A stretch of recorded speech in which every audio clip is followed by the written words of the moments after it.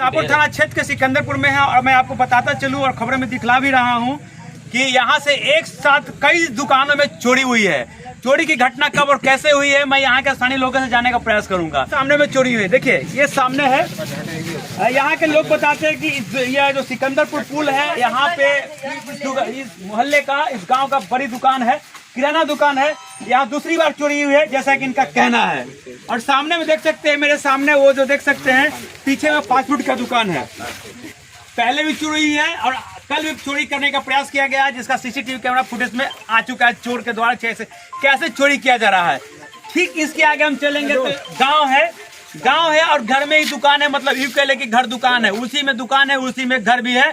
तो उस किराना दुकान में भी चोरी हुई है। वहाँ के लोगों से, और देख सकते हैं मेरे साथ में यहाँ के लोग जो है बने हुए हैं और घर दुकानिया जिनको कहा जाता है, उस दुकान के और मेरे साथ बने, उनसे हम जाने का प्रयास करेंगे कैसे क्या कुछ हुआ। बता रहा हूँ, खबरों में दिखला रहा हूँ, शाहपुर थाना क्षेत्र के सिकंदरपुर में हूँ। मात्र जो लोग हैं घर दुकानिया, इनके द्वारा शाहपुर थाना को आवेदन दिया गया था। हम जानने का प्रयास करेंगे कि इनके दुकान से क्या चोरी हुआ और कैसे चोरी, घटना कैसे घटी और कब की घटी है, ये घटना कब की है, क्या कुछ हुआ, कैसे हुआ।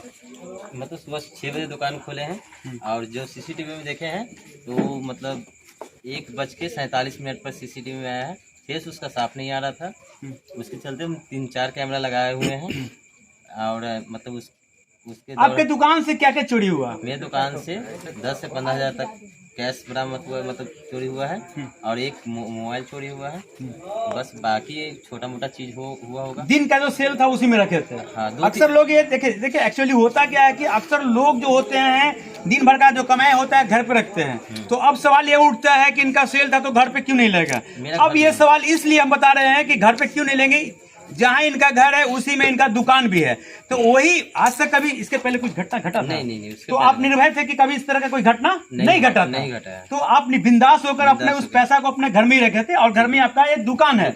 और उसी के कारण कल कितने बजे की घटना है। कल मतलब 1:47 पे ये घटना घटी है। आपको कब और कैसे पता चला कि आपकी दुकान में चोरी हो चुकी है। मॉर्निंग में पता चला। कितने बजे।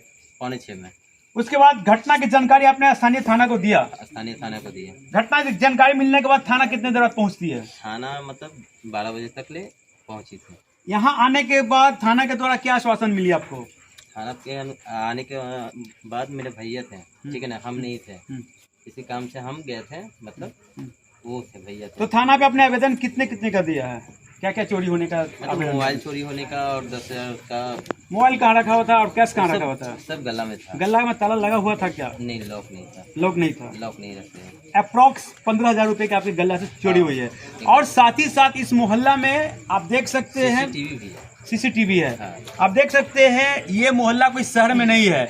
ये जो मोहल्ला है और जहाँ दुकान है ये शाहपुर थाना क्षेत्र के सिकंदरपुर में है। जहाँ से कि देख सकते हैं यहाँ पे घर है, यहाँ पे यहाँ पंचायत है। पंचायत में यहाँ कोई बाहर से आकर लोग नहीं बसे हुए, सब यही गांव के रहने वाले और गांव में ही और अपने घर में ही दुकान खोल रखे हैं। कभी किन्हीं को यहाँ पे लोगों को कभी ऐसा नहीं हुआ था। फर्स्ट टाइम ऐसा हुआ था कि एक रात में एक साथ 7 दुकानों में चोरियां होती है।